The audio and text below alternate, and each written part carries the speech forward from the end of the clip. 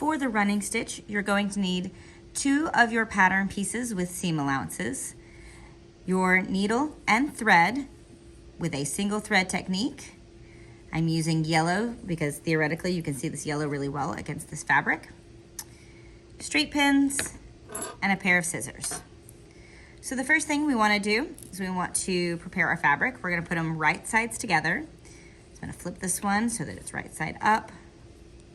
My stitch line is on that side. And then lay this so that the right sides are touching each other. And I can see my stitch line on the outside of both pieces.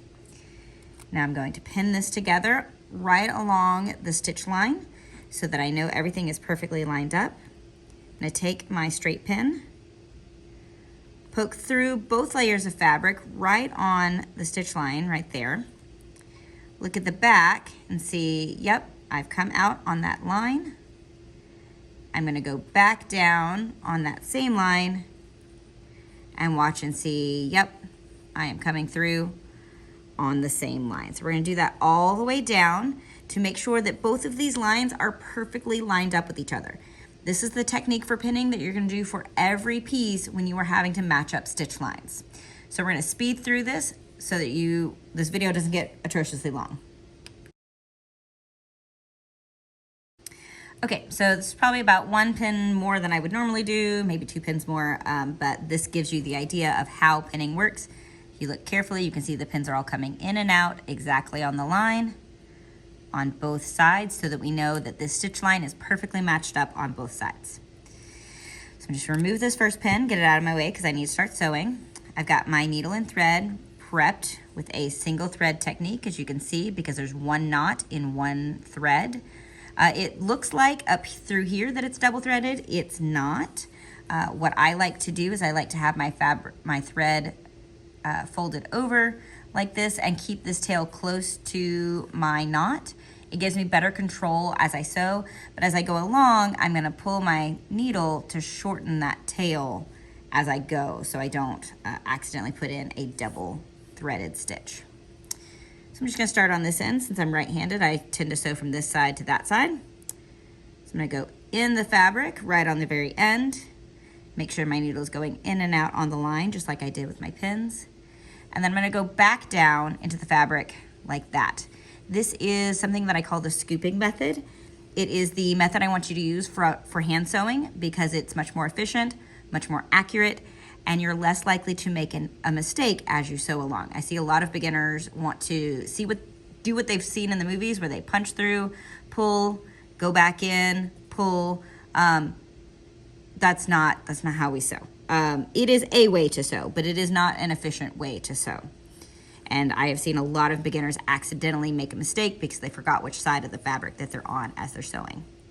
So I've scooped my needle through the fabric. I'm gonna pull my thread.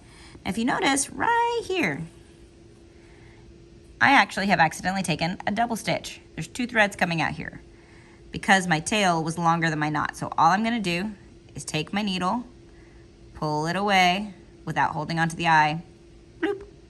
No, there's only 1 thread coming out because there's the other one. So with this technique, make sure you're watching that there's only 1 thread coming out of each stitch as you go along. Okay, so now I'm gonna go back in the fabric, just a little further down from where I was, back out. This pin is now in my way, so I will remove it. I've scooped through my fabric, pull my thread, and look, you can see the stitches forming. So you can do this 1 stitch at a time. You can also take multiple stitches at once. So I'm gonna go in and out. There's 1 stitch, but I'm not gonna pull my needle through because I'm gonna go back in and back out. Again, so now my needle is passing through the fabric twice. This is gonna equal 2 stitches. Just like that. 2 stitches. Now these stitches are probably a little bit wider apart than I would normally do for a running stitch, but I want you to be able to really see the stitches well on this video. So this is bordering on what I would do for a basting stitch. Take the pins out. Oop, that pin actually made me get off my line because it was in the way. So I'm gonna do another double scoop, double check on the back side that everything is coming through. And you just keep sewing until you get to the end. In and out. I used to hate hand sewing, but I have learned to really appreciate it and enjoy it. And I like hand sewing if I'm not on the finishing of a garment techniques, usually, because that's much closer to opening. If I'm hand sewing at the beginning, it's far more relaxing.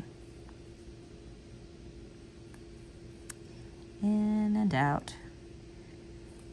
Oop. Okay, this pin is in my way.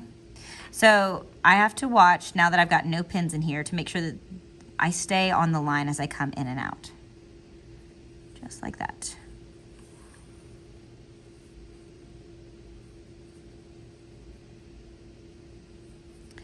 Almost done. All right, I am at the end.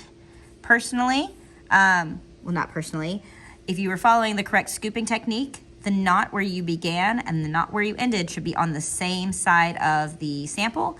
It should not be a knot on this side and then a knot on this side. That tells me that you sewed it not the way I wanted you to. So now I'm just gonna finish this off with a knot. There are a variety of knotting techniques. There's a whole separate video for that, so do whatever you feel like. I really don't have one that I do consistently. I just kind of go around and around, which one I prefer. So, tie your knot, trim your tail, and there is our stitch. So there's the knot. Oh, come on, camera, focus. And there's our running stitch. Right along the stitch line. If we look at the back, this one stitch got a little off, but that's okay. That's plenty of room for error. That is a running stitch.